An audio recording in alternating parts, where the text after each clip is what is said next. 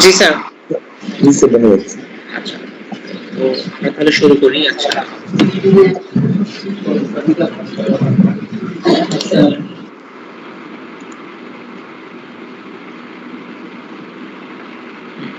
তো আমাদের last class পর্যন্ত আমরা কি মানে আমাদের এসি সার্কিট গুলোতে পাওয়ার নিয়ে শুরু করেছিলাম ক্যালকুলেশনস। ওকে, এখানে তোমাদের দুই রকম পাওয়ার দেখলাম, একটা হলো কি ইনস্ট্যান্টেনিয়াস পাওয়ার আর একটা হলো অ্যাভারেজ পাওয়ার। তো ইনস্ট্যান্টেনিয়াস পাওয়ারের মধ্যে কিন্তু আসলে অ্যাভারেজ পাওয়ার আছে, যেটা হলো তোমাদের এই কনস্ট্যান্ট টাইম ইন্ডিপেন্ডেন্ট টার্ম যেটা, সেটাই হলো আমাদের অ্যাভারেজ পাওয়ার। কারণ সেটাকে আমরা যদি অ্যাভারেজ পাওয়ারের ফর্মুলা দিয়ে যদি আমরা ইন্টিগ্রেট করি তাহলে কি এই ফর্মুলাটা আসে আমাদের যে হাফ ভিএম আইএম, তারপর হলো কস theta V minus theta I, মানে হলো তোমাদের ভোল্টেজ এবং কারেন্টের ফেজ ডিফারেন্স। তো এই ফর্মুলাটা আমরা পরেও আবার পাবো তোমাদের যখন মানে আরেকটা পার্ট আছে যেখানে তোমাদের অ্যাভারেজ কোয়ান্টিটি বের করতে হয়। ঠিক আছে, সো অ্যাভারেজ বের করার ফর্মুলা তো দেখবো আমরা যে এরকম একইভাবে ইন্টিগ্রেশন করা লাগে আর কি, এই যে এই পদ্ধতিতে যেখানে একটা ফর্মুলা দেওয়া আছে এই ওয়েতে। আচ্ছা, তাহলে এবার আমরা যদি অ্যাভারেজ পাওয়ার পাই তো সেখান থেকে আমাদের কিছু ক্যালকুলেশনস আমরা দেখলাম যে তোমাদের সার্কিটে যদি এরকম সাইনুসয়েডাল ভোল্টেজ এবং কারেন্টের এক্সপ্রেশন দেওয়া থাকে আমরা তাহলে ইনস্ট্যান্টেনিয়াস এবং অ্যাভারেজ পাওয়ার বের করতে পারবো।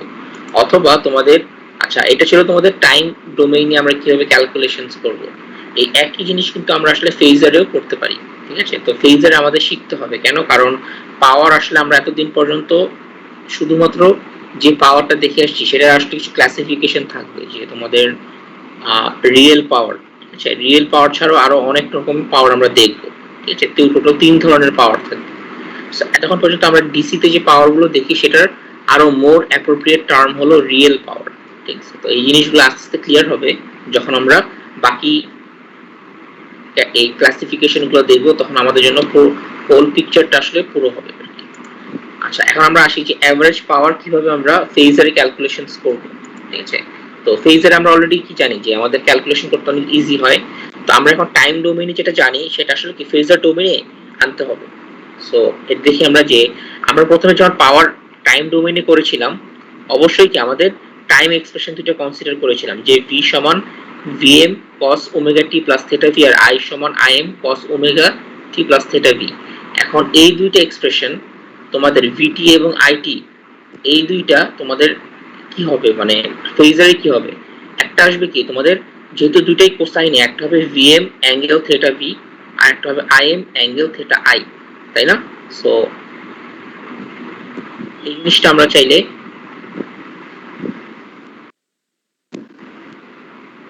দেখতে পারি। ঠিক আছে, যেখানে তোমাদের v সমান কি vm অ্যাঙ্গেল হলো থেটা v, যেটা হলো তোমাদের আগে ছিল vt সমান vm cos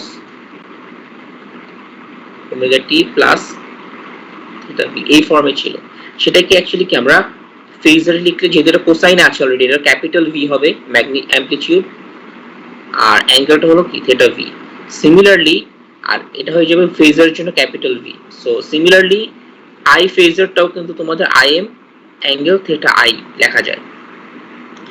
এখন আমাদের যেহেতু পাওয়ার বের করতে হবে তাই তো, এখন আমরা যদি এই দুটোকে প্রোডাক্ট নেই তাহলে কি তোমার পাওয়ার হবে নাকি না সেটা আমাদের আগে জানতে হবে।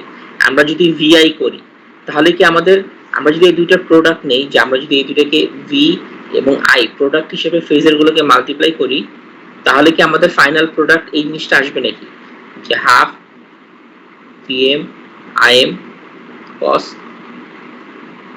Theta V minus theta I, এই জিনিসটা আসতে হবে তাই না? কারণ টাইম ডোমেইনে তো আমাদের এটাই ছিল, পাওয়ারের এভারেজ পাওয়ারের এক্সপ্রেশন কিন্তু আমাদের এটাই ছিল তাই না?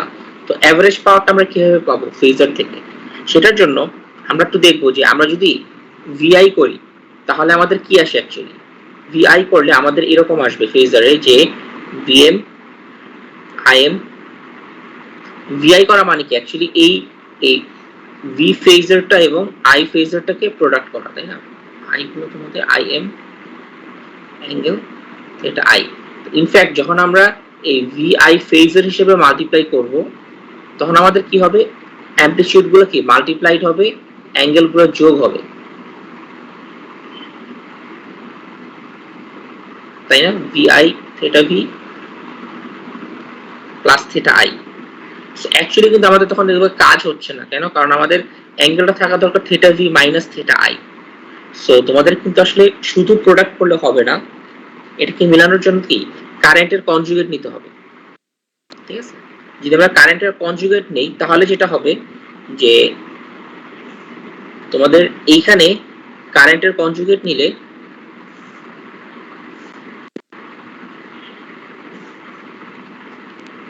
তখন আমাদের দেখবে যে যদি আমরা আই কনজুগেট নেই তখন কি I am angle minus theta I হবে, কেন? কারণ এটা আমরা কনজুগেট নিচ্ছি। এখন যদি আমরা প্রোডাক্ট করি যে ভি আই কনজুগেটের প্রোডাক্ট করব, তখন আমাদের কি থিটা ভি এই দুটো যোগফল করলে কি হবে? Theta V minus theta I আসবে। সো যেটা আমাদের ভাঙলে কি হবে? অ্যাকচুয়ালি যেটা আমাদের ভাঙলে আসে হলো ভিএম আইএম, প্রথমটা হবে cos theta V minus theta I plus J sine theta V minus theta I.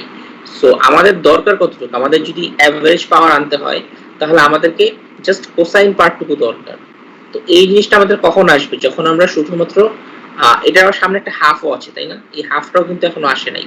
So আমরা যদি হাফ দিয়ে দেই এখানে, তখন আমাদের কি এখানেও হাফ আসবে, এখানেও হাফ আসবে। সো এতটুকু পর্যন্ত আমরা হাফ ভিএম আইএম ঠিক করলাম, আর কোসাইনের ভিতরে theta V minus theta I সেটাও নিয়ে আসলাম। সো আলটিমেটলি যদি আমাদের জাস্ট এতটুকু আনতে হয়, আমাদেরকে শুধু রিয়েল পার্টটা কনসিডার করতে হবে, ইমাজিনারি পার্টটাকে বাদ দিতে হবে, ঠিক আছে? এটাকে আমাদের বাদ দিতে হবে, বাদ দিয়ে দিব।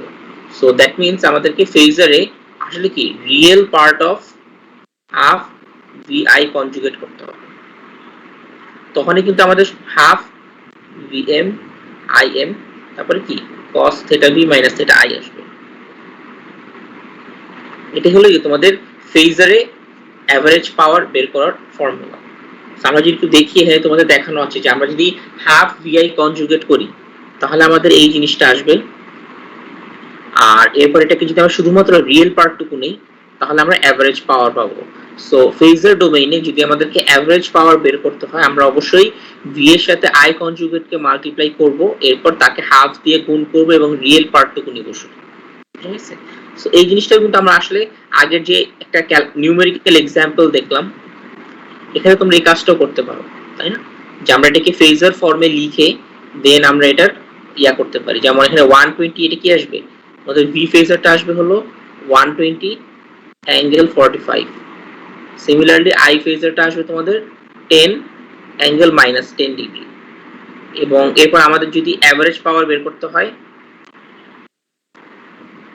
তাহলে আমাদেরকে হাফ, এটা হলো real part of half VI conjugate, এটা হলো real part of half VI conjugate করতে হবে। করলেই তোমরা দেখবা যে এই লাস্টে তোমাদের এরকম মানে অ্যাভারেজ পাওয়ারটা আসবে 344.2, এই পার্টটুকু আসবে যদি আমাদের অ্যাভারেজ পাওয়ার বের করতে হয়, ঠিক আছে? সো এটা আমাদের ফেজারে বের করার ওয়ে। আচ্ছা, এরপরে আমরা দুইটা কেস দেখবো আর কি। ওকে, স্টার্ট করে দিচ্ছি। এখন এখানে আমরা দুইটা কেস দেখবো যে আমাদের লোড কিরকম আছে, মানে সার্কিটে যদি আমাদের রেজিস্ট্যান্স আছে নাকি ক্যাপাসিট্যান্স আছে নাকি ইন্ডাকট্যান্স আছে, সেগুলোর জন্য পাওয়ার কিরকম হবে সেটা আমরা দেখবো বিভিন্ন এলিমেন্টের জন্য এসি সার্কিটে। তো প্রথমত আমরা দেখি যে আমাদের যদি একটা রেজিস্ট্যান্স থাকে, ওকে, যখন তোমার এটা কেমনে বুঝবো আমরা যে আমাদের লোডটা কি রেজিস্ট্যান্স নাকি ক্যাপাসিট্যান্স নাকি ইন্ডাকট্যান্স? সেটা কিন্তু আসলে পাওয়ারের মধ্যে যে ফর্মুলাটা সেখান থেকে আমরা বের করতে পারি যে আমাদের রেজিস্ট্যান্সের জন্য দেখা যাবে যে ভোল্টেজ এবং কারেন্ট কিন্তু আসলে ইন ফেজ থাকবে। আমরা তো লিড ল্যাগ জিনিসটা পড়ে আসছি, তাই তো? তো এখানে কিছু জিনিস আমরা আগে জানবো, পরে আমরা এগুলো ভেরিফাই করবো আস্তে আস্তে ক্যালকুলেশনসে। তো ফর রেজিস্ট্যান্স যদি আমাদের সার্কিটটা হয় রেজিস্টিভ, তখন কিন্তু দেখা যাবে যে ভোল্টেজ এবং কারেন্টের এক্সপ্রেশনে দুইটাই কিন্তু আসলে কি ইন ফেজ থাকবে। ইন ফেজ তোমাদের তো মনে আছে, তাই না? আমি তোমাদেরকে লিড ল্যাগ যখন পড়িয়েছিলাম যে ধরো এটা যদি আমার ভোল্টেজের এক্সপ্রেশন হয়, ধরো এটা যদি আমার ভোল্টেজ হয়, ধরো এটা হলো আমার ভোল্টেজের এক্সপ্রেশন, তখন কারেন্টের এক্সপ্রেশন কি হবে? একটা ডিফারেন্ট অ্যামপ্লিটিউড হতে পারে, সমস্যা নাই, তবে তারা ইন ফেজ হবে। এটা ধরো কারেন্টের এক্সপ্রেশন, ওকে, ইন ফেজ মানে কোনো লিড বা ল্যাগ হবে না। সো এটা হবে তখন তোমাদের আইটি। সো যদি এরকম সিনারিও হয় যে ভোল্টেজ এবং কারেন্ট ইন ফেজ থাকে, এটা হলো ফর রেজিস্ট্যান্স অনলি, ঠিক আছে। এটা নরমালি তোমরা দেখবা যে রেজিস্ট্যান্সের জন্য তোমাদের এটা হলো ফর রেজিস্ট্যান্স, এখানে লিখে দেই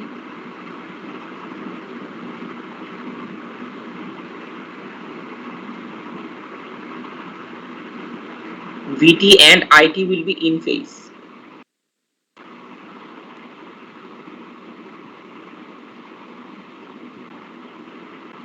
ইন ফেজ মানে তাদের মধ্যে আসলে কোনো ফেজ ডিফারেন্স থাকবে না।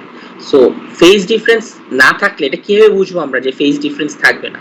সেটা আসলে আমরা পরের কেসগুলো চিন্তা করলেই পাবো যে তাদের মধ্যে কিভাবে ফেজ ডিফারেন্স থাকবে না। সো ফর রেজিস্ট্যান্স, যখন আমাদের রেজিস্ট্যান্স থাকবে তখন দেখা যাবে যে তাদের যে রেজিস্ট্যান্সটা সেটা কিন্তু পিওরলি রিয়েল নাম্বার, ঠিক আছে। একটা ভোল্টেজ এবং কারেন্টের মধ্যে যে অ্যাঙ্গেল থাকবে না সেটা বুঝার ওয়ে হলো যদি আমরা তাদের ইম্পিডেন্সটা দেখি, যে একটা রেজিস্টিভ এলিমেন্টের জন্য সার্কিটে যদি একটা রেজিস্ট্যান্স থাকে তার ইম্পিডেন্স আসলে কি হবে? তার ইম্পিডেন্স হবে শুধুমাত্র রিয়েল পার্টটুকু, তার কিন্তু ইমাজিনারি পার্টটুকু জিরো, ঠিক আছে, যখন আমরা রেজিস্ট্যান্স বলবো।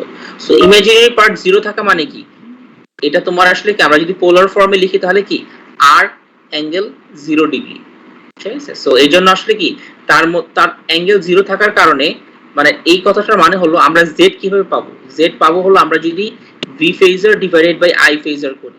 এখন অ্যাঙ্গেল 0 থাকা মানে কি, আমরা যখন তাদেরকে ডিভাইড করব ভি এবং আই কে, তখন কি তাদের মধ্যে ভিএম বাই আই এম আসবে, অ্যাঙ্গেলটা হবে কি theta V minus theta I হবে, তাই না? আমরা যখন এই ইম্পিডেন্সের ইম্পিডেন্সের ভ্যালুটা, রেজিস্ট্যান্সের জন্য যে ইম্পিডেন্সের ভ্যালুটা যে আর, সেটাকে যখন আমরা ভি বাই আই করে নিয়ে আসবো তখন কিন্তু তাদের ফেজারের কোয়ান্টিটিগুলো কি হবে? ভিএম বাই আইএম হবে, অ্যাঙ্গেলটা হবে সাবট্রাকশন হবে।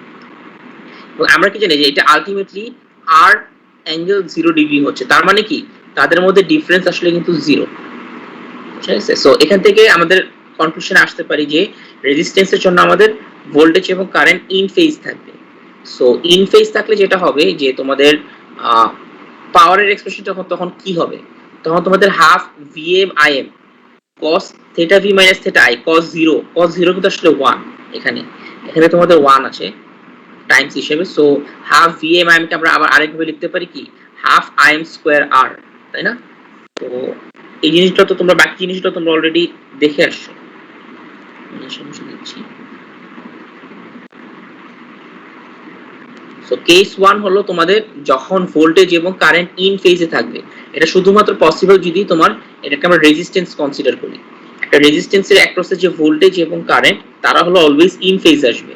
অ্যাজ আ রেজাল্ট তাদের পাওয়ারের এক্সপ্রেশনটা তখন এভাবে চেঞ্জ হয়ে যাবে যে পাওয়ার অ্যাক্রস আ রেজিস্টার বা পাওয়ার ডিসিপেটেড বা লস্ট অ্যাক্রস আ রেজিস্টার যখন আমরা চিন্তা করব তখন আমাদের ফর্মুলাটা হাফ ভিএম আইএম cos থিটাটা আসলে 0, তখন আমাদের cos 0 হলো 1, সো হাফ ভিএম আইএম। সেখান থেকে আইএম স্কয়ার কিভাবে আসছে? কারণ আমরা ভিটাকে কি লিখতে পারি?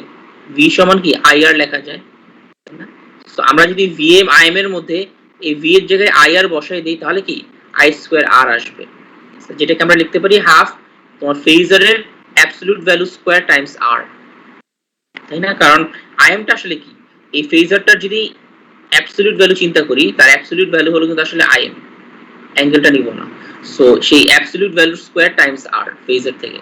সো এটা আমাদের মাথায় রাখতে হবে যে আমরা যখন একটা রেজিস্ট্যান্সের অ্যাক্রসে পাওয়ার বের করব আমাদের ফর্মুলাটা হবে half I square R. Half I square R করতে হবে, আইটা অবশ্যই কি পিক ভ্যালু যদি এটা সাইনুসয়েডাল এক্সপ্রেশন হয়, অথবা ফেজার থাকলে ফেজারটার অ্যাবসলিউট ভ্যালু স্কয়ার টাইমস আর নিতে হবে, ঠিক আছে। এটা তোমাদের মাথায় রাখতে হবে। সেটা হলো আমাদের কেস 1। আমরা এবার কেস 2 তে যাব। সেটা হলো আমাদের কি, যদি সার্কিটে রেজিস্ট্যান্স ছাড়া অন্য এলিমেন্ট থাকে। অন্য এলিমেন্ট বলতে আমরা কি বুঝবো?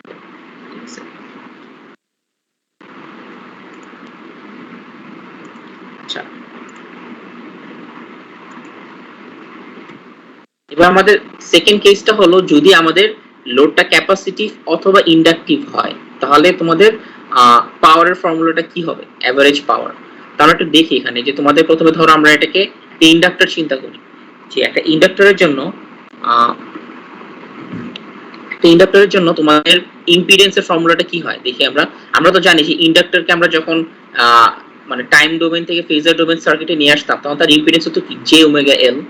সো জে ওমেগা এল আসলে পোলার ফর্মে কি লেখা যায়, যে ওমেগা এল অ্যাঙ্গেলটা হবে কি 90 ডিগ্রি। কেন? কারণ 1 জে আসলে কত, তোমাদের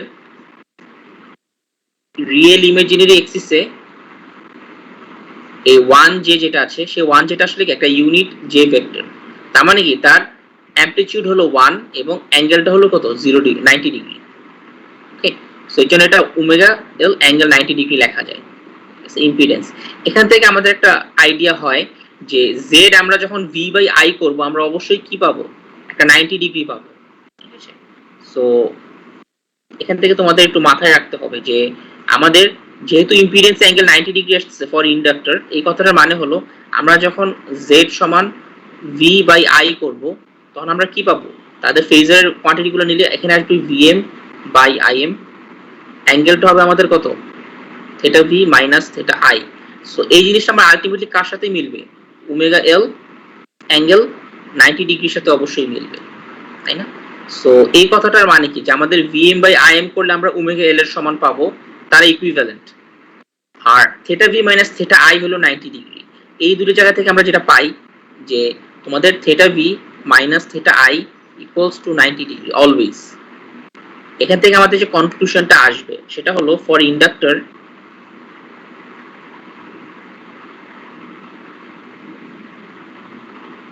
কি হবে, theta V minus theta I 90 degree positive 90।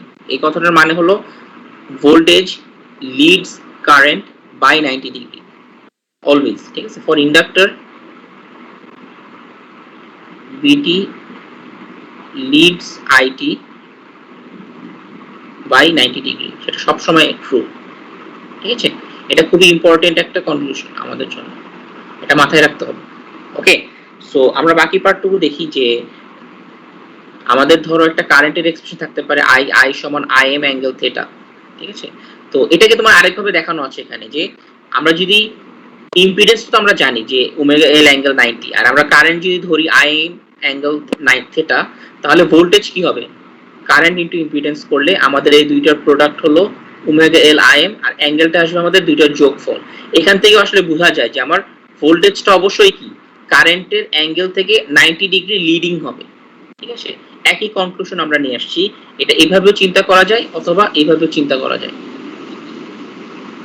এখন সো এখান থেকে আমাদের কনক্লুশনটা হলো ফর ইন্ডাক্টর ভোল্টেজ এক্সপ্রেশন বা voltage leads current by 90 degree, মানে ইন্ডাক্টরের অ্যাক্রসে যে ভোল্টেজটা সেটা অবশ্যই ইন্ডাক্টরের কারেন্ট থেকে 90 ডিগ্রি লিডিং হবে। ঠিক আছে, এবার আসি পাওয়ার আমরা যদি ইন্ডাক্টরের অ্যাক্রসে এভারেজ পাওয়ার বের করতে হয়, এটা অবশ্যই এভারেজ পাওয়ারের এক্সপ্রেশন, আমরা half real value of VI conjugate নিব। আমরা তো অলরেডি জানি যে ভি হলো আমার এটা, আই হলো আমার এটা। ওকে, আমার এটা হলো আই, এটা হলো ভি। সো আমরা এদের যদি কনজুগেট নেই তাহলে কি হবে, হাফ রিয়েল পার্ট অফ এই দুইটার প্রোডাক্ট করব। So omega L I M square হবে, এখানে omega L I M square আসবে মাল্টিপ্লাই করলে। আর অ্যাঙ্গেল গুলো কি হবে, যেহেতু প্রোডাক্ট নিতেছি আমরা কনজুগেট, তার মানে এটার সাথে এটা বিয়োগ হবে। সো থিটা হলো থিটা প্লাস 90 ডিগ্রি হলো ভোল্টেজ, আর এই আই এর কনজুগেট নিলে এখানে মাইনাস থিটা হবে। সো মাইনাস থিটাটা এখানে আসবে, পরে তোমাদের দেখা যাবে কি প্লাস থিটা মাইনাস থিটা কাটাকাটি যাচ্ছে, এবং তাদের রিয়েল পার্ট পেতে গেলে আমাকে কি করতে হবে, half omega L I M square কে বাইরে নিয়ে আসবো। আর এটা হলো কি cos 30 ডিগ্রি, তাই না? এই জিনিসটা তোমরা actually half omega L I M square কে আমরা বাইরে নিয়ে আসবো। আর রিয়েল পার্ট যেহেতু কনসিডার করতেছি, আমরা কোসাইন অফ অ্যাঙ্গেলটা নিব।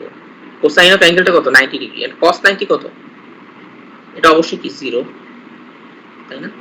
সো সেখান থেকে আমাদের কি এই cos 90 থাকার কারণে এটা 0 হয়ে যাবে পুরো পাওয়ারটা। সো এটাও আমাদের জন্য খুবই ইম্পর্টেন্ট একটা কনক্লুশন, যে আমাদের ইন্ডাক্টরের জন্য এভারেজ পাওয়ার কিন্তু 0। ঠিক আছে, তার মানে কি ইন্ডাক্টর কোনো পাওয়ারই নিচ্ছে না, সেটা আসলে একটু পরে ক্লিয়ার হবে। ওকে, আমরা এবার ক্যাপাসিটরটা যাই। এই জিনিসটা আমরা মুছে দিচ্ছি। আর একই জিনিস আমরা ক্যাপাসিটরের জন্য একই রকম কনক্লুশন দেখবো, যে ক্যাপাসিটরের জন্য what is happening. Okay, so এখানে আমরা যাই যে ফর ক্যাপাসিটর আমাদের ইম্পিডেন্সটা কি ছিল, ইম্পিডেন্স ছিল 1 বাই জে ওমেগা সি, যেখান থেকে আমাদের যদি এটাকে পোলার ফর্মে লিখি 1 বাই ওমেগা সি, আর 1 বাই জে আসলে কি 1/j আসলে এইভাবে চিন্তা করতে পারো যে 1/ωc টা তো আমাদের ম্যাগনিটিউড, আর 1/j হলো টাইমস 1/j কে আমরা লিখতে পারি 1/ωc টাইমস মাইনাস j, তাই না? 1/j হলো আসলে কি মাইনাস j। এখন রিয়েল ইমাজিনারি এক্সিসে যদি আমাদের এটা হলো ইমাজিনারি আর এটা হলো রিয়েল এক্সিস, তাহলে 1 ইউনিট j, ঠিক আছে, নেগেটিভ j, তার মানে এটা আসলে এইভাবে, তাই না? এদিকে হলো minus j। So that means তোমাদের এটা পোলার ফর্মে হলো 1, ম্যাগনিটিউডটা হলো 1 আর অ্যাঙ্গেলটা হলো কত -90। সো এটাকে আমরা তখন লিখতে পারি যে 1/ωc অ্যাঙ্গেলটা হলো আমাদের -90, যেটা তোমাদের যেখানে লেখা আছে 1/ωc অ্যাঙ্গেলটা হলো -90।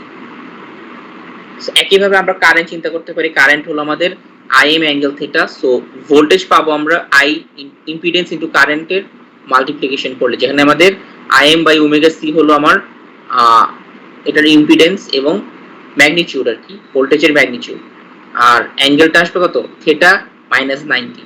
সো এখান থেকে আমাদের বুঝতে হবে যে অলওয়েজ ক্যাপাসিটরের ভোল্টেজ হলো, মানে এখানে এই জিনিসটা আসলে কি, এই জিনিসটা হলো আমার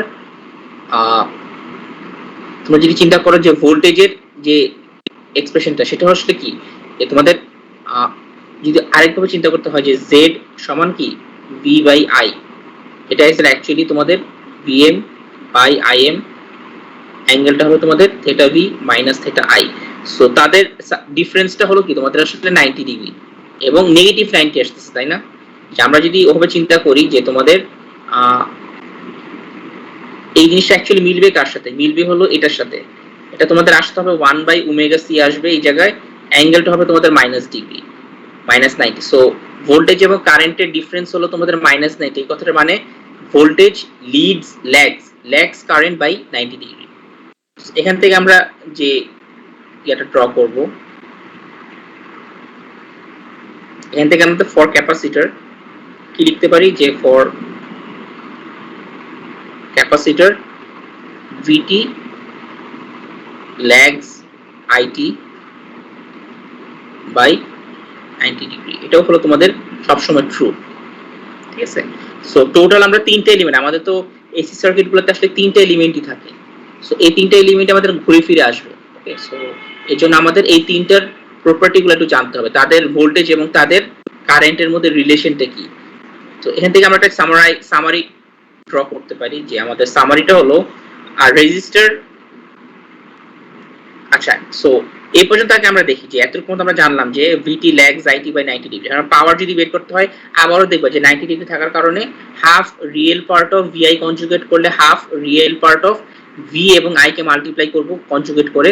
সো এখানে আসবে Im²/ωc। এই দুটো প্রোডাক্ট করলে Im²/ωc আসবে, অ্যাঙ্গেলটা হবে তোমাদের -90, কারণ এই থিটা কাটাকাটি যায়, এটা এবং এটা কাটাকাটি যায়। সো এখানে cos যখন -90 নিব তখন কিন্তু এটা আবারও 0 আসতেছে। সো ক্যাপাসিটর এবং ইন্ডাক্টরের এভারেজ পাওয়ার কিন্তু তোমাদের অ্যাকচুয়ালি 0 আসে। এই কথাটার মানে হলো তারা পাওয়ার অ্যাবজর্ব করবে, বাট তারা হাফ সাইকেল পাওয়ার অ্যাবজর্ব করে, বাকি হাফ সাইকেল তারা আসলে পাওয়ার দিয়ে দেয়, জেনারেট করে। সো এইজন্য তাদের পাওয়ারগুলো আসলে কাটাকাটি করে 0 আসে এভারেজ পাওয়ারটা, তাই না? আমরা কি দেখেছিলাম একটা এরকম টাইপের ওয়েভ ফর্মের এভারেজ নিলে কি হয়, 0 আসবে না, কারণ এই এরিয়া এবং এই area same but opposite in মানে সাইন। একটা যদি পজিটিভ হয় একটা এরিয়া হবে নেগেটিভ, সো দুইটাকে যোগ করলে কি হয় 0 হয়ে যায়। সো জিনিসটা হলো এরকম যে ইন্ডাক্টর এবং ক্যাপাসিটর তারা কিন্তু এক সাইকেলে পাওয়ার নেয়, মানে প্রথম হাফ সাইকেলে তারা পাওয়ার অ্যাবজর্ব করে, আরেক হাফ সাইকেলে তারা কি করবে পাওয়ারটা দিয়ে দিবে। সো এই জন্য তাদের নেট অ্যাভারেজ পাওয়ারটা আসলে 0 আসে। ওকে, সো একটা রেজিস্ট্যান্সের কথা চিন্তা করলে রেজিস্ট্যান্স অবশ্যই পাওয়ার অ্যাবজর্ব করবে এট অল টাইমস, তারা সব সময় পাওয়ার অ্যাবজর্ব করবে, এবং সেই পাওয়ার বের করার ফর্মুলা হলো কি হাফ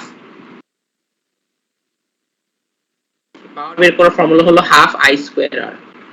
আর ইন্ডাক্টর বা ক্যাপাসিটরের এভারেজ পাওয়ার অবশ্যই 0। আমরা একটা एग्जांपल দেখব এই পাওয়ার নিয়ে, কারণ আমাদের এখানে পাওয়ার যে কনজার্ভ হয়, যে কতটুকু পাওয়ার জেনারেট হলো আর কতটুকু পাওয়ার অ্যাবজর্ব হলো, এটা কিন্তু মিলতে হবে। সো সেটা আমরা দেখব এখানে।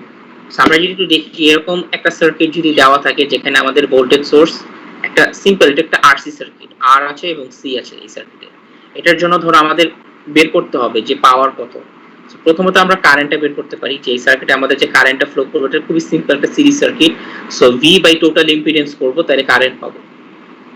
তো ভি হলো 5 অ্যাঙ্গেল 30, টোটাল ইম্পিডেন্স হলো 4 মাইনাস j2, করলে তোমাদের এখানে কারেন্টের ম্যাগনিটিউড আসবে হলো 1.18 অ্যাঙ্গেল হলো 56.6 ডিগ্রি। ওকে, তো এটা ছিল তোমাদের কি কারেন্টের এক্সপ্রেশন।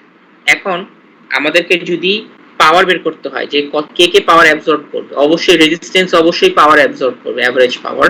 ক্যাপাসিটরটার জন্য পাওয়ার 0 আসবে এভারেজ, আর সোর্স পাওয়ার দিবে।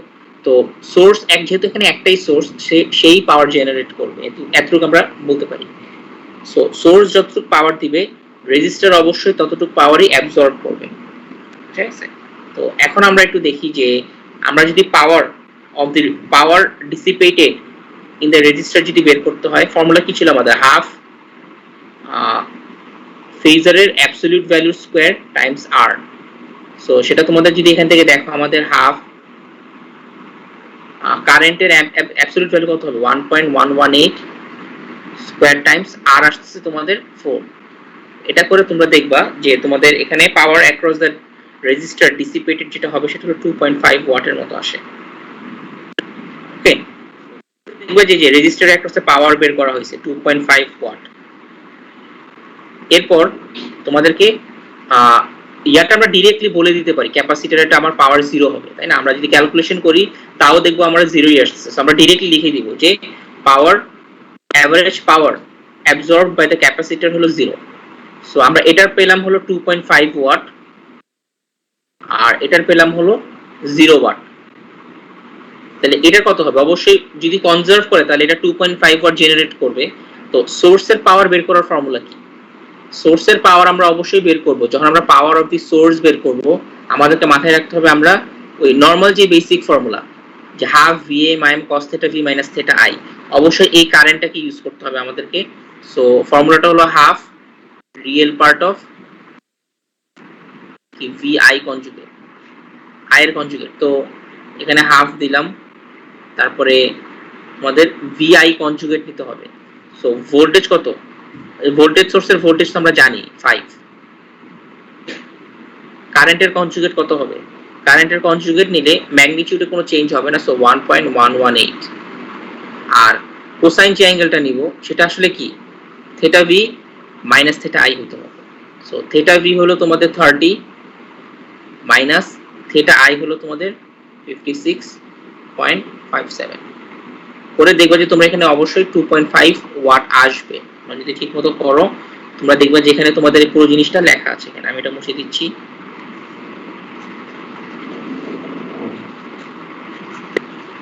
ইনফ্যাক্ট এটাকে এভাবে না রেখে আমরা ডিসকার্ড করে দিই।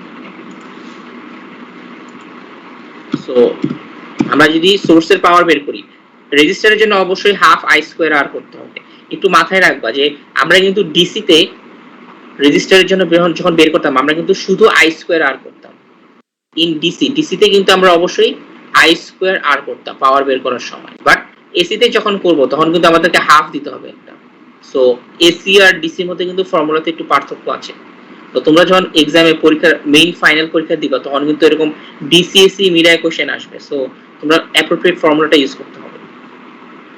Average power of the voltage source আমরা ওই যেভাবে ভোল্টেজ সোর্স আমরা ভোল্টেজ ইনটু কারেন্ট করতাম ডিসি তে, আর এখানে আমাদের half into real part of VI conjugate এটা করতে হবে। করলে আমাদের পাওয়ার কনজার্ভ হচ্ছে। এখন আমরা একটু বড় সার্কিটে যাব যেখানে আমাদের মাল্টিপল সোর্স আছে বা আরো এলিমেন্ট আছে। ওকে, এরকম একটা সার্কিট। এখানেও আমরা দেখবো যে আমাদের অ্যাকচুয়ালি পাওয়ার কি কনজার্ভ হচ্ছে নাকি না, এটা আমাদের জন্য দেখতে হবে, জরুরি। সো আমরা একটু এটাকে আবার অ্যানালাইসিস করব। সো এটা কিভাবে করলে আমাদের জন্য ইজি হয়, আমরা যদি মেশ করে কারেন্টটা বের করে ফেলতে পারি। একটা কারেন্ট ধরো আমরা এটাকে দিলাম I1, আর একটা কারেন্ট আমরা দিতে পারি এখানে I2। সো দুইটা কারেন্ট যদি আমরা মেশ অ্যানালাইসিস করি তাহলে আগে আমরা প্রত্যেকটা এলিমেন্টের ভিতরে কারেন্ট জানতে পারবো এবং আমরা তখন সেগুলোর পাওয়ার, ইন্ডিভিজুয়াল পাওয়ারগুলো বের করতে পারবো। ওকে, এখন আমাদের সমস্যা হলো আমাদের জানতে হবে যে এখানে দুইটা সোর্স, দুইটাই কি পাওয়ার জেনারেট করবে নাকি একটা পাওয়ার জেনারেট করবে একটা পাওয়ার অ্যাবজর্ব করবে। ঠিক আছে, সেটা অবশ্যই কারেন্টের অ্যামপ্লিটিউড থেকে বুঝতে হবে।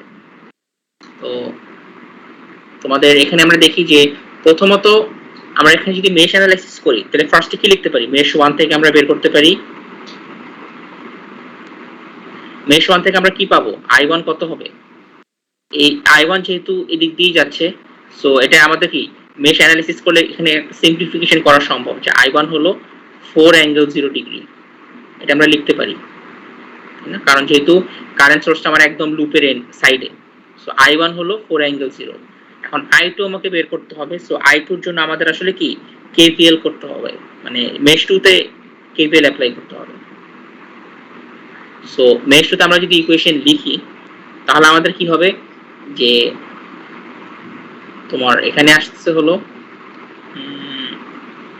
I2 যদি আমাদের বের করতে হয়, দ্যাট মিন্স এখানে J10 আছে আর এখানে -J5 আছে, তো দুটোকে যোগ করলে কি হবে, J10 J5 টাইমস হবে কত I2, কারণ I2 এই ডিরেকশনে যাচ্ছে, তার সাথে মাইনাস হবে তারপরে J10 টাইমস I1,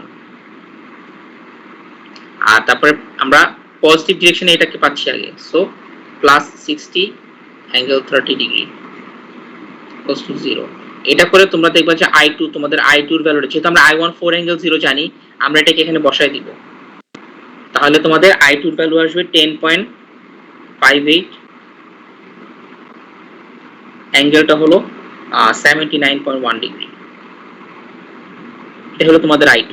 এখন আমরা প্রত্যেকটা এলিমেন্টের পাওয়ার ধরে ধরে বের করতে পারবো। তো এখানে আমরা এতটুকু বলতে পারি যে আমাদের যেহেতু কারেন্টটা 4 অ্যাঙ্গেল 0 এই ডিরেকশনেই বের হচ্ছে, সো এটাকে ধরা যায় যেটা পাওয়ার জেনারেট করতেছে। আর I2 এর ম্যাগনিটিউড যে আমরা দেখি এখানে 10.6 আর অ্যাঙ্গেলটা হলো 79.1 ডিগ্রি। সো এখানে যখন আমরা পাওয়ার বের করব দেখব যে এটা অ্যাকচুয়ালি পাওয়ার ডিসিপেট করে। কেন? কারণ I2 তোমার যদি এই ডিরেকশনে পজিটিভ হয়, ঠিক আছে, তো এখানে আমাদের সবসময় অ্যাঙ্গেলটা ম্যাটার করে, তাই না? এখানে অ্যাঙ্গেলটা তোমাদের ফেজার ডোমেইনে কিন্তু 90 থেকে কম, মানে এটা 79.1 মানে হচ্ছে 80 ডিগ্রি, এই এতটুকু পর্যন্ত, তাই তো? সো এই কারেন্টটাকে তোমার ধরা যায় যে এটা আসলে -I2 না, ঠিক আছে? কারণ -I2 যদি হইতো বা কারেন্টটা যদি উল্টো ডিরেকশনে, এখানে যদিও ডিসি এসি তে আসলে কারেন্টের ডিরেকশন ওভাবে ধরা যায় না, ঠিক আছে, বা তোমরা যখন ইয়া করবা যে যেহেতু এই অ্যাঙ্গেলটা লেস দেন 180, তার মানে তোমার আসলে কি আমরা যদি -I2 করি তখন কি হবে দেখবা যে তোমাদের অ্যাঙ্গেলটা আসলে কি অনেক বেশি ইয়া হয়ে যাবে, 10.58 থাকবে, আর অ্যাঙ্গেলটা তোমাদের কত আসবে যদি আমরা -I2 করি, ক্যালকুলেট করে দেখতে পারো যে আমরা যদি 10.58 আর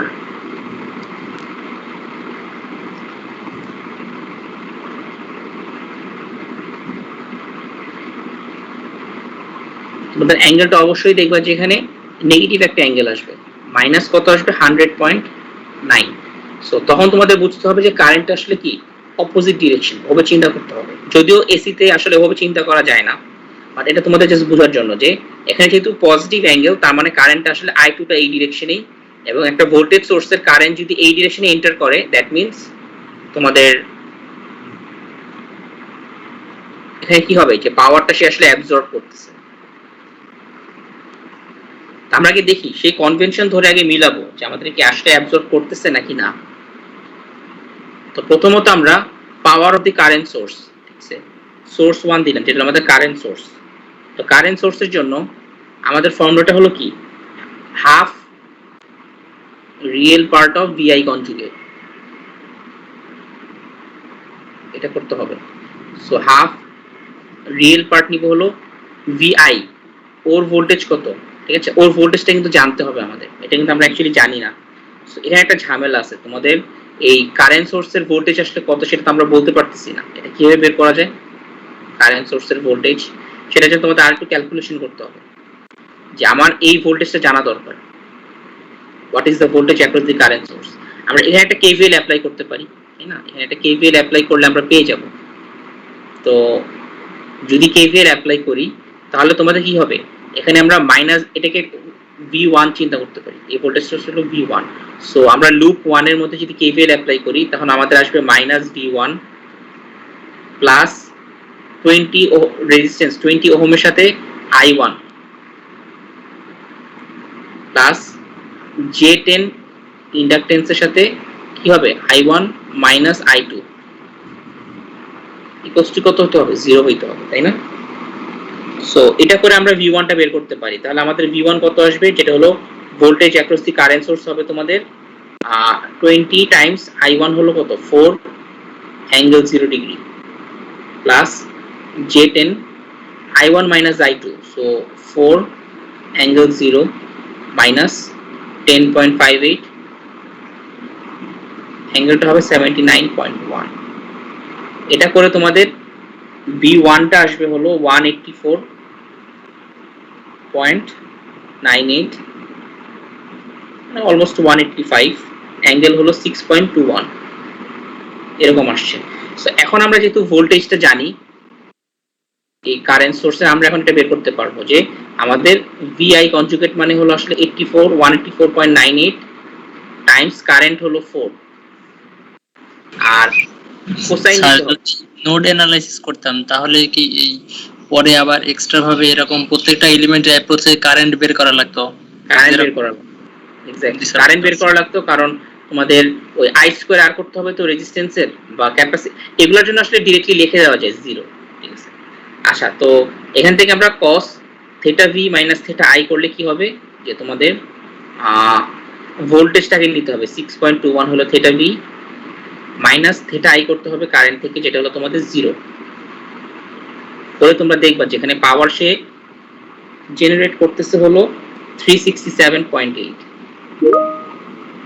এখন আমাদের তো এখানে পাওয়ার অ্যাবজর্বও আছে আবার পাওয়ার ডিসিপেটও আছে, তাই না? জেনারেট এবং অ্যাবজর্ব, সেখানে আমাদের এটাকে একটা মাইনাস দিতে হবে বোঝানোর জন্য যে পাওয়ার জেনারেট করতেছে power of swords 1।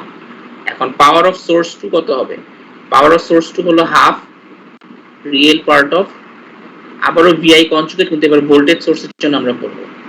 So half voltage সোর্সের VM কত 60, তার IM কত হবে? এটা তো I2 এর সমানই হবে, তাই না? যেহেতু ভোল্টেজ সোর্সের ভিতরে I2 কারেন্ট যাচ্ছে, সো I2 হলো 10.58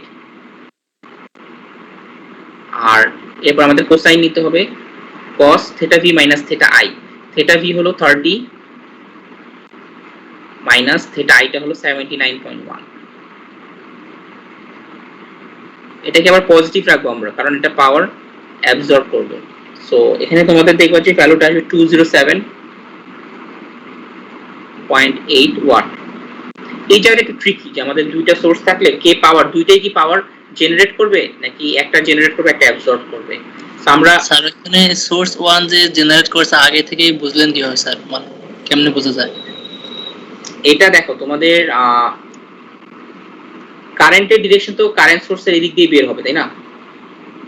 তো তোমাদের এটা হলো তোমাদের কারেন্টের ডিরেকশন এই অ্যারো ডিরেকশন অনুযায়ী বের হবে এবং তার ভোল্টেজ আমরা যেটা পাচ্ছি সেটা কিন্তু অবশ্যই কি পজিটিভ পাচ্ছি। সো এর জন্য তোমাদের এটা বলা যায় যে মানে VI কনজুগেট করলে তোমাদের মানে পাওয়ার জেনারেট করতেছে সে। যদি এখানে ভোল্টেজটা নেগেটিভ আসতো, অ্যাঙ্গেলটা নেগেটিভ আসলে অবশ্যই কি আমাদের তখন এইভাবে প্লাস মাইনাস বসতো না, উল্টা করে প্লাস মাইনাস বসতো। তখন আমরা ধরতাম যে এটা হয়তো তোমাদের পাওয়ার যে অ্যাবজর্ব করতেছে এই সোর্সটা, এবং এটাকে আমরা অবশ্যই লাস্টে কি কনজার্ভ করার জন্য দেখব, প্লাস মাইনাস করে দেখব যে মিলতেছে নাকি মিলতেছে না। এটা ছিল আমাদের সোর্সের জন্য। আর এরপরে আমরা হলো এই এলিমেন্টগুলোর জন্য যে আমাদের পাওয়ার অ্যাক্রস দি রেজিস্টার কত হবে, half absolute value of. Sir এখানে সেকেন্ড সোর্সের ক্ষেত্রেও তো I2 এর অ্যাঙ্গেল পজিটিভ, তার মানে ওই দিকেই আর কি কারেন্ট যাচ্ছে, তাহলে তো সেকেন্ড সোর্সও তো তাহলে পাওয়ার জেনারেট করার কথা না। না, ভোল্টেজ সোর্স থেকে যদি কারেন্ট বের হয় তখন সে জেনারেট করবে, এরকমই আমরা ডিসিতে দেখে এসেছিলাম, তাই না? যে কারেন্টটা বের হইতে হবে, মানে সোর্স থেকে কারেন্ট বের হবে, ঠিক আছে? সোর্সের ভিতরে যদি কারেন্ট আসে তাহলে কিন্তু সে পাওয়ার অ্যাবজর্ব করতেছে, জেনারেট না। এই জিনিসটা একটু ট্রিকি, তোমরা একটু বইতে দেখবা, ঠিক আছে? এখানে যদিও এটার জন্য আলাদা কোনো এক্সপ্লেনেশন দেওয়া হয়নি, তোমাদের হয়তো ফাইনালি আমরা লাস্টে গিয়ে মিলাবো, ঠিক আছে? তো এখানে পাওয়ারটা দেখি আমরা, পাওয়ার হলো হাফ I স্কয়ার R রেজিস্টারের জন্য। তো রেজিস্ট্যান্সের পাওয়ার কারেন্ট কত হবে? I1, কারণ I1 পরিমাণ কারেন্ট এই দিক দিয়ে যাচ্ছে। সো হাফ I1 এর অ্যামপ্লিটিউড হলো 4, সো 4 স্কয়ার ইনটু রেজিস্ট্যান্স কত 20 হলো 20। এটা করে তোমরা হাফ I স্কয়ার R যখন করবা তখন তোমাদের আসবে কত 160 ওয়াট। এখন এই রেজিস্ট্যান্স গেল, আর কি আছে? ইন্ডাকট্যান্স, ক্যাপাসিট্যান্স, এগুলো তো জিরো আসবে, তাই না? পাওয়ার অ্যাক্রস দি ইন্ডাক্টরও আসবে তোমাদের zero, average power power across the ক্যাপাসিটরও তোমাদের আসবে 0। এখন আমরা দেখি যে এখানে টোটাল পাওয়ার অ্যাবজর্ব হচ্ছে কত 160, আর এখানে পাওয়ার ডিসিপেট হচ্ছে 160। এটা কিভাবে বুঝবো আমরা? আমরা যদি এটাকে বিয়োগ করি, তাই না, আমরা 367.8 মাইনাস 207.8 করি, তাহলে কিন্তু আমরা 160 পাবো। বুঝা গেছে? তার মানে অবশ্যই এ পাওয়ার জেনারেট করছে, এ পাওয়ারটাকে অ্যাবজর্ব করে ফেলতেছে, এবং এই দুটো ডিফারেন্স হলো 160 ওয়াট।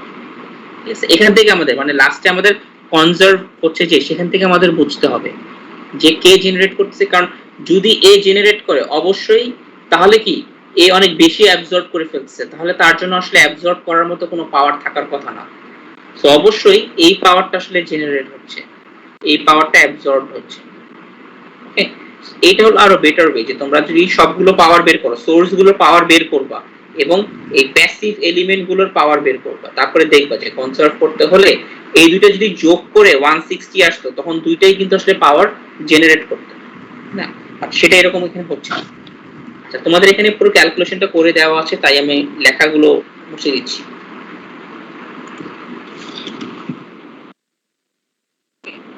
ঠান্ডা মাথায় দেখবে যে অ্যানালাইসিস করলো, করে তোমাদেরকে এই সবগুলো এলিমেন্টের একটা পাওয়ার বের করে দেখলো যে পাওয়ার আসলে তোমাদের কনজার্ভ হচ্ছে আর কি। আচ্ছা, এখানে তোমরা দেখবা যে এখানে কিন্তু তোমাদের এই বইয়ের যে ক্যালকুলেশনটা সেখানে তোমরা দেখবা যে ইন্ডাক্টর ক্যাপাসিটর আমি যদিও ডিরেক্টলি 0 লিখে দিয়েছি, ওরা কিন্তু এখানে বের করেছে আলাদা আলাদা করে। Power absorb by the resistor বের করেছে নরমালি, ক্যাপাসিটরের জন্য কিন্তু হাফ VI cos θ v minus θ i করে। তো আমরা কি জানি যে ক্যাপাসিটর করলে কি তাদের θ v মাইনাস θ i মাইনাস 90 আসবেই, সো এটা 0 হয়ে যায়। এখানেও দেখবে এটা 0 হয়ে যায়, ওরা ফর্মুলা দিয়ে কিন্তু করেছে, করে 0ই পেয়েছে। তো এটা তোমরা একটু দেখবা যে কিভাবে 0 হচ্ছে। তো পাওয়ার কনজারভেশন অনুযায়ী আমাদের টোটাল পাওয়ার জেনারেট সমান হবে টোটাল পাওয়ার অ্যাবজর্ব, তো টোটালটা সাম করলে 0 আসবে। এখানে এবার আমাদের ম্যাক্সিমাম পাওয়ার ট্রান্সফার সেটা আমাদের জানা জরুরি, যে আমাদের এসি সার্কিট গুলোতে কিন্তু আসলে ম্যাক্সিমাম পাওয়ার কিভাবে ট্রান্সফার হচ্ছে। ওকে, এটার জন্য আমরা কিন্তু ডিসি তে অ্যাকচুয়ালি দেখে আসছি যে ম্যাক্সিমাম পাওয়ার ট্রান্সফার কিভাবে হয়, এবং এটা তোমাদের হয়তো যেহেতু ক্লাস টেস্ট আছে তোমরা ভালো মতনই আই হোপ প্র্যাকটিস করেছো। তো এখানে দেখো যে আমাদের সেখানেও কিন্তু আমরা ম্যাক্সিমাম পাওয়ার ট্রান্সফার কিভাবে বের করেছিলাম, আমরা একটা এরকম equivalent Thevenin equivalent circuit consider করেছিলাম যার অ্যাক্রস একটা লোড থাকবে। সো লোডটাকে যদি আমরা ভ্যারি করি, একটা সার্টেন ইম্পিডেন্স যখন আমার ম্যাচিং হবে তার ইকুইভ্যালেন্ট রেজিস্ট্যান্সের সাথে, তখন কি হয় ম্যাক্সিমাম পাওয়ারটা ট্রান্সফার হয়। সো এটার জন্য আমাদের এখন এই থেভেনিন ইকুইভ্যালেন্ট সার্কিট যখন আমরা এসি তে চিন্তা করব, তার একটা ইকুইভ্যালেন্ট ভোল্টেজ সোর্স থাকবে VTH, আর তার একটা ইকুইভ্যালেন্ট ইম্পিডেন্স থাকবে। এখন আর রেজিস্ট্যান্স না RTH না, এখন হলো ইম্পিডেন্স, কারণ যেহেতু এসি। সো এখানে আমার ZTH এবং ZL টা আসলে কি, তাদের রিয়েল এবং ইমাজিনারি পার্ট থাকবে, কারণ তারা হলো কমপ্লেক্স লোড, তাদের রেজিস্ট্যান্স রিঅ্যাকট্যান্স দুটোই থাকবে। সো তাদের ফর্মুলাটা হলো এরকম, ZTH এর আসলে কি দুটো পার্ট থাকবে, RTH প্লাস JXTH, যেখানে আমাদের এটা হলো রিয়েল বা রেজিস্ট্যান্স, এটা হলো রিঅ্যাকট্যান্স। সিমিলারলি লোডের জন্য RL প্লাস JXL থাকবে। ওকে, এখন আমাদেরকে পাওয়ারটা ম্যাক্সিমাম করতে হবে, সো তার আগে আমাদের পাওয়ারের এক্সপ্রেশন লিখতে হবে। তো পাওয়ারের এক্সপ্রেশন লেখার পর আমরা সেটাকে ডেরিভেটিভ নিব, ডেরিভেটিভ নিয়ে 0 করব, কারণ যখন ম্যাক্সিমাম হয় তখন কি তার ডেরিভেটিভটা 0 হয় পাওয়ারের। তো সেই ফর্মুলা অনুযায়ী প্রথমত আমাদের মাথায় রাখতে হবে কি, যে এটা হলো লোডের অ্যাক্রসে পাওয়ারটা ম্যাক্সিমাম হতে হবে। এখন লোডের হলো দুইটা পার্ট, তাই না, লোডের হলো রেজিস্ট্যান্স আছে রিঅ্যাকট্যান্স আছে, বাট রিঅ্যাকট্যান্স তো আমার এভারেজ পাওয়ারটা 0ই আসবে, তাই না। তো এই জন্য আমরা রেজিস্ট্যান্সের অ্যাক্রসে এভারেজ পাওয়ারটা বের করব। তার আগে আমাদের বের করা দরকার কারেন্ট, কারণ রেজিস্ট্যান্সের পাওয়ার বের করতে গেলে হাফ I2R করতে হবে। তো আইটা আমার লাগবে, সো আমরা প্রথমে কারেন্টের এক্সপ্রেশন লিখব। কারেন্ট হলো তোমাদের total voltage VTH by total impedance, যেটা হলো ZTH প্লাস ZL, এবং এগুলোকে যদি আমরা রিয়েল এবং ইমাজিনারি পার্ট আলাদা করতে হয়, আমরা RTH plus JXTH RL plus JXL এটাকে আলাদা আলাদা করে লিখতে পারি। এখন আমাদের পাওয়ারের ফর্মুলাটা কি হবে, অ্যাবসলিউট ভ্যালু নিতে হবে আমাদের পাওয়ারের, তাই না। যে আমরা যদি এটাকে রিয়েল এবং ইমাজিনারি পার্ট আলাদা করি, তখন আমাদের এখানে কি আসবে VTH, আর নিচে আসবে তোমাদের রিয়েল পার্টটা হলো RTH প্লাস RL, আর ইমাজিনারি পার্টটা হলো তোমাদের XTH প্লাস XL। এটার অ্যাবসলিউট ভ্যালু লাগবে, কারণ আমরা হাফ আই স্কয়ার আর করব। অ্যাবসলিউট ভ্যালু, কারেন্টের অ্যাবসলিউট ভ্যালু কি হবে দেখো, আমাদের VTH divided by root over of real part square plus imaginary part square, যেভাবে আমরা কমপ্লেক্স নাম্বারগুলোর অ্যাবসলিউট ভ্যালু বের করি। এখন আমাদের পাওয়ারের এক্সপ্রেশনটা হলো half absolute value of I current square Times RL। তো তার মানে এইটার সাথে আমার এটাকে স্কয়ার করতে হবে। স্কয়ার করলে কি হবে, VTH স্কয়ার আসবে, আর এই স্কয়ার রুটটা আসলে কি চলে যাবে, তার সাথে আমাদের মাল্টিপ্লাই করতে হবে হাফ এবং RL। সো এটা হলো আমাদের পাওয়ারের এক্সপ্রেশন জেনারেল, যে এই লোডের অ্যাক্রসে যে পাওয়ারটা ডিসিপেট হবে ZL এর অ্যাক্রসে, তার এভারেজ পাওয়ারটা, কারণ পাওয়ারটা আসলে কে অ্যাকচুয়ালি অ্যাবজর্ব করবে, রেজিস্টার। কারণ ইন্ডাক্টর বা ক্যাপাসিটর রিঅ্যাকট্যান্স গুলোর মধ্যে আসলে কি এভারেজ পাওয়ার জিরোই আসবে। সো এখান থেকে আমার এখন ম্যাক্সিমাইজ করতে হবে পাওয়ারটাকে। তো পাওয়ার ম্যাক্সিমাইজ করা মানে কি, তার ডেরিভেটিভ ইকুয়ালস টু 0 করতে হয়। তো ডিসিতে তো আমাদের অ্যাকচুয়ালি শুধু রেজিস্ট্যান্স ছিল, সো আমরা তখন ডিপি বাই ডিআর কে ইকুয়ালস টু 0 করেছিলাম। বাট এসিতে কিন্তু তোমাদের এখন একটু সমস্যা আছে, সেটা হলো কি, আমাদের এখানে রেজিস্ট্যান্সও আছে আবার রিঅ্যাকট্যান্সও আছে।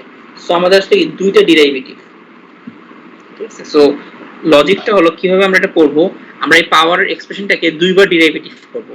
একবার আমরা delta P by delta RL করব, লোড রেজিস্ট মানে লোডের রেজিস্টিভ পার্টের রেসপেক্টে আমরা ডিফারেন্সিয়েট করব, এটা কি ইকুয়ালস টু 0 করতে হবে। আরেকটা পার্ট হলো আমরা এই পাওয়ারটাকে ডিফারেন্সিয়েট করব উইথ রেসপেক্ট টু লোডের রিঅ্যাকট্যান্স, এটাও ইকুয়ালস টু 0 করতে হবে। পরে আমরা ম্যাক্সিমাম পাওয়ারের কন্ডিশনগুলো বের করে নিয়ে আসব। সো আমরা যদি একটু যাই, যে এই জিনিসটা তোমরা আসলে কি বাসায় একটু চেষ্টা করবা, বা আমি তোমাদেরকে এখানে একবার দেখাই দিতে পারি ছোট করে যে কিভাবে জিনিসটা হচ্ছে। আমরা যদি এটাকে এক্সেল এর রেসপেক্টে প্রথমত রিঅ্যাকট্যান্সের রেসপেক্টে যদি ডিফারেন্সিয়েট করি, উপরে কিন্তু কোনো রিঅ্যাকট্যান্স নেই, আমরা এটাকে ইউ বাই ভি মেথডে ডিফারেন্সিয়েট করতে পারি।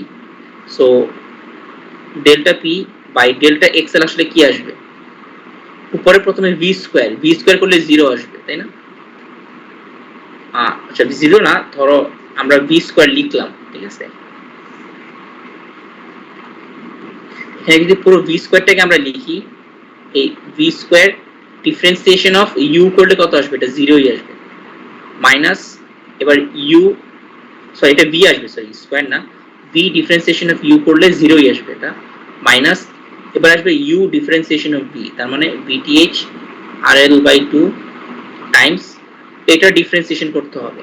সো আমরা তো এক্সেল এর রেসপেক্টে ডিফারেন্সিয়েট করতেছি, সো এটা আমাকে 0 আসবে না, প্লাস এখানে আসবে তোমাদের 2 times XTH plus XL, XL এর রেসপেক্টে আমরা নিচেটাকে ডিফারেন্সিয়েট করলাম, ডিভাইডেড বাই এটা স্কয়ার করলে তোমাদের আসবে হলো RTH plus RL square plus XL plus XTH এর স্কয়ার, পুরো জিনিসটার আসলে স্কয়ার, ভি স্কয়ার করলাম।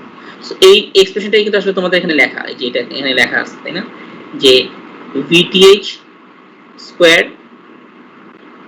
RL টাইমস এইটা ডিভাইডেড বাই পুরো জিনিসটার স্কয়ার আছে, ঠিক আছে। আচ্ছা এখানে একটা স্কয়ার ছিল আর কি, VTH স্কয়ার এই পার্ট। সো এখন আমাদের কি কন্ডিশন ছিল, এটাকে একবার 0 করতে হবে। এটাকে যদি একবার 0 করি তাহলে কি আসবে দেখবা, যে এই পার্টটা তো 0 হবে, নিচের ডিনোমিনেটর, উপরে তোমাদের আসবে হলো XL সমান হবে তোমাদের মাইনাস XTH, এই জিনিসটা আসবে। ওকে, যখন আমরা এটাকে ইকুয়ালস টু 0 করব, এটার মধ্যে একটু পরে দেখানো হবে ইকুয়ালস টু 0 করে, আপাতত আমরা এটা মুছি। আচ্ছা আরেকটা জিনিস যেটা দেখানো বাকি, সেটা হলো এই del P by del RL, এটা কেমনে পাচ্ছি আমরা, এটাকেও তোমরা ওই পুরোপুরি ডিফারেন্সিয়েট করবা, delta P by delta RL এর রেসপেক্টে ডিফারেন্সিয়েট করবা। এখন আর উপরে 0 আসবে না, কারণ এখন আমাদের ভি ডিফারেন্সিয়েশন অফ ইউ করতে গেলে আমাদের পুরো জিনিসটা করা লাগবে, যে ভি হলো তোমাদের RTH plus RL square plus XTH plus XL square, V differentiation of U করবা, ইউ করলে তোমাদের এখানে আসবে হলো কত, VTH square divided by 2 minus U VTH square RL by 2 divided times differentiation of V করবা, করলে তোমাদের এখানে আসবে হলো 2 টাইমস RTH প্লাস RL, এইটা ডিভাইডেড বাই তোমাদের এখানে পুরো জিনিসটার কি স্কয়ার আসবে, তাই না। সো এই এক্সপ্রেশনটাই কিন্তু তোমাদের আসলে এখানে লেখা আছে যে VTH স্কয়ার RL প্লাস এই পুরো জিনিসটার সাথে VTH স্কয়ারটাকে কমন নিয়ে নিয়েছে। সো এই জিনিসটা আসবে তোমাদের বাসায় করে দেখবা, করে এটাকে আবার ইকুয়ালস টু 0 করতে হবে। সো আমরা যদি একটু ফাইনালি যাই যে কনক্লুশন অনুযায়ী আমরা কি পাচ্ছি দেখি, যে প্রথমত আমরা পাওয়ারের এক্সপ্রেশনটা বের করলাম, জেনারেল এক্সপ্রেশন, সেটাকে আমরা ডিফারেন্সিয়েট করলাম দুইটার রেসপেক্টে, RL এর রেসপেক্টে এবং XL এর রেসপেক্টে, এবং তাদেরকে ইকুয়ালস টু 0 করতে হবে। সো আমরা যদি প্রথমটাকে ইকুয়ালস টু 0 করি, এটাকে যদি ইকুয়ালস টু 0 করি, তাহলে কি এই পার্টটা তো 0 হবেই, এখানে XL সমান আসবে -XTH। ঠিক আছে, এই কথাটার মানে হলো আমার লোডের যে রিঅ্যাকট্যান্সটা XLটা, এটা কি ইকুইভ্যালেন্ট ইম্পিডেন্সের মধ্যে যে XTH ছিল তার নেগেটিভ। আর নিচেরটা যদি আমরা delta P by delta RL কে ইকুয়ালস টু 0 করি, তখন আমরা পাবো যে ইনিশিয়াল পার্টটা তো 0 হবেই, এবং আমরা যদি যে -XTH টা এখানে বসাই, তাহলে আমরা পাবো হলো RL সমান RTH। ঠিক আছে, তো এখান থেকে আমাদের অ্যাকচুয়ালি কনক্লুশনটা কি আসলো, যে ফর ম্যাক্সিমাম পাওয়ার ট্রান্সফার, এখানে ওই -XTH টা ওই ইকুয়েশনে আবার বসানো লাগবে কেন স্যার? না হলে তোমরা দেখো এখানে দেখো, আমরা প্রথমত ডিনোমিনেটর এটা তো 0 হবে, তাই না, ওই সাইডে পাঠিয়ে দিলে, আর VTH স্কয়ারটাকে আমরা পাঠিয়ে দিলে 0 হবে, তখন তোমাদের এক্সপ্রেশন থাকবে এরকম যে RTH প্লাস RL স্কয়ার, আমরা যে উপরে এই পার্টটা লিখতেছি RTH plus RL square plus XTH plus XL square minus 2 Times RL RTH plus RL, তাই না? তা আমরা চাচ্ছি হলো RL টা বের করতে। এখন XL কিন্তু আমরা জানি কত, তাই না, আগের কন্ডিশন থেকে। সো আমরা যখন এখানে -XTH বসাবো, এটা কাটাকাটি যাবে, এবং এটাকে আমরা যদি আরো ফার্দার সিম্পলিফাই করি, এটাতে ইকুয়ালস টু 0, সেখান থেকে আমরা RL সমান RTH পাবো। কারণ যেই ভ্যালুটা আমরা অলরেডি জানি, তখন সেটা তো আমাদের বসাই দিতে হবে ইকুয়েশনে, তাই না? সো সেখান থেকে আমরা RL সমান RTH পাবো। সো ফাইনাল সামারিটা হলো আমাদের যে আমাদের লোড ইকুইভ্যালেন্ট ইম্পিডেন্স তাহলে কত আসতে হবে। আচ্ছা, আমাদের এই পার্টটুকু শেষ করতে হবে কারণ আমাদের টাইম অলমোস্ট শেষ। সো আলটিমেটলি আমাদের ইকুইভ্যালেন্ট ইম্পিডেন্স যে ZL, সেটা যখন RL প্লাস JXL, যেটা হলো তোমাদের RTH মাইনাস JXTH এর সমান আসছে, তাই না, কারণ XL এর ভ্যালু কিন্তু -XTH। সো তার মানে কি ZTH এর কনজুগেট। সো এখান থেকে আমরা বলতে পারি যে আমাদের ম্যাক্সিমাম পাওয়ার একটা এসি ইকুইভ্যালেন্ট থেভেনিন ইকুইভ্যালেন্ট সার্কিটে আমাদের ম্যাক্সিমাম পাওয়ারটা ফ্লো করবে যদি আমাদের লোডের ইম্পিডেন্স তার ইকুইভ্যালেন্ট ইম্পিডেন্সের কনজুগেটের সমান হয়। ঠিক আছে, এটা খুব একটা ইম্পর্টেন্ট কনক্লুশন, এবং সেখান থেকে আমরা ম্যাক্সিমাম পাওয়ারটা বের করতে পারি।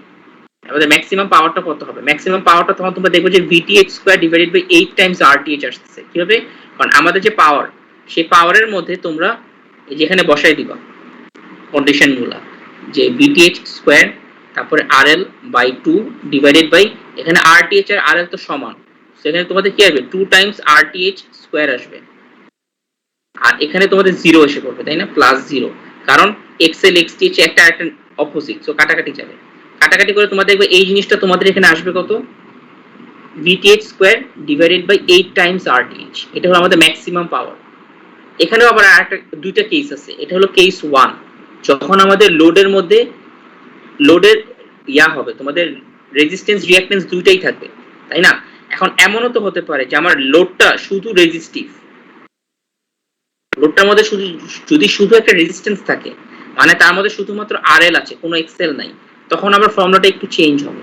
তখন দেখা যাবে যে আমাদের RL এর ভ্যালুটা আসবে এরকম, RTH প্লাস XTH স্কয়ার আসে, সেখান থেকে আমাদের এটা ZTH এর অ্যাবসলিউট ভ্যালু সমান আসবে, এবং তখন আমাদের ম্যাক্সিমাম পাওয়ারের ট্রান্সফারের ফর্মুলাটা হবে হলো গিয়ে, যখন আমাদের লোড ইম্পিডেন্স আসবে হলো ZTH এর অ্যাবসলিউট ভ্যালুর সমান। ঠিক আছে, যদি আমার লোডটা হয় পিওরলি রেজিস্টিভ, তখন আমাদের ম্যাক্সিমাম পাওয়ার ট্রান্সফার হবে যদি আমাদের লোড রেজিস্ট্যান্স বা লোড ইম্পিডেন্স হলো ZTH এর অ্যাবসলিউট ভ্যালুর সমান। সো দুইটা কেস, যদি আমাদের রেজিস্ট্যান্স রিঅ্যাকট্যান্স দুইটাই থাকে, তাহলে লোড ইম্পিডেন্স হইতে হবে কি কনজুগেটের সমান ZTH এর, আর যদি শুধু রেজিস্ট্যান্স থাকে লোডে, তাহলে সেটা হতে হবে ZTH এর অ্যাবসলিউট ভ্যালুর সমান। ঠিক আছে, সো এই জিনিসগুলো তোমাদের একটু ভালো মতো মানে ডেরিভেশনটা প্র্যাকটিস করবে, এটা মাঝে মধ্যে পরীক্ষায় আসে। স্যার লোডে শুধুমাত্র এই ইন্ডাক্টর বা ক্যাপাসিট্যান্স এরকম থাকতে পারে না? শুধুমাত্র ইন্ডাক্টর বা ক্যাপাসিট্যান্স আসলে কিন্তু কোনো পাওয়ারই অ্যাবজর্ব হবে না, তাই না? এগুলো তো অ্যাভারেজ পাওয়ার। যদি শুধু ইন্ডাকটেন্স বা ক্যাপাসিট্যান্স লোডে থাকে সেটা তো আসলে শুধু অ্যাভারেজ পাওয়ার যখন বের করবে সেটা জিরোই আসবে, তাই না? এর জন্য পাওয়ার কনজিউমিং একটা এলিমেন্ট থাকতে হবে যেটা হলো রেজিস্ট্যান্স, বুঝছো? সো এই জন্য তোমাদের লোডে শুধুমাত্র ক্যাপাসিট্যান্স বা ইন্ডাকটেন্স দিয়ে আসলে কাজ হবে না, কিছুটা রেজিস্ট্যান্স থাকবে। এবং আমরা যে কোনো লোডই কানেক্ট করি না কেন, এটা যে কোনো একটা, ধরো তোমার এটা একটা ইলেকট্রিক ওভেন বলতে পারো বা একটা লাইট বাল্ব বলতে পারো, লাইট বাল্ব বলতে পারো। সো যে কোনো কেসে তোমাদের সেগুলোর মধ্যে কিন্তু কিছুটা হলেও রেজিস্ট্যান্স থাকবেই না। সো এই জন্য তোমাদের রেজিস্ট্যান্স ছাড়া লোড আসলে পসিবল না নরমাল রিয়েল লাইফে। ওকে, সো এই ছিল তোমাদের ম্যাক্সিমাম পাওয়ার ট্রান্সফারের থিওরেমটা। তো আমরা হয়তো আগামী দিন আমাদের এই ইকুইভ্যালেন্ট একটা ম্যাক্সিমাম পাওয়ার ট্রান্সফারের ক্যালকুলেশন দেখাবো এসির জন্য, এবং সেই সাথে আরো নতুন কিছু টপিকে চলে যাব যেটা হলো তোমাদের অ্যাভারেজ এবং আরএমএস ভ্যালু। সেগুলো আমরা পরে আসবো আগামী দিনগুলোতে। সো আপাতত তোমাদের ক্লাসটা আমি এখানেই শেষ করতে চাচ্ছি। আর তোমাদের আগামী দিন হলো ক্লাস টেস্ট থাকবে এই দুপুরবেলা আমাদের 1:45 থেকে। ওকে, আমি এটা একটা পোস্ট রাতে দিয়ে দিব, ঠিক আছে? সো কারো কোনো কোশ্চেন থাকলে করতে পারো। স্যার সিডিটা তো রিটার্ন হবে না? হ্যাঁ, yes sir, thank you sir. এখানে তোমাদের অবশ্যই সবার কি মানে ওয়েবক্যাম অন রাখতে হবে ক্লাস টেস্ট চলাকালীন। যে 20 মিনিট ক্লাস টেস্ট হবে তোমাদের অবশ্যই কি ওয়েবক্যামটা অন রাখতে হবে। সো তোমরা ক্লাস টেস্ট যতক্ষণ দিবা, যে ধরো 20 মিনিট রাইটিং টাইম আর 10 মিনিটস আর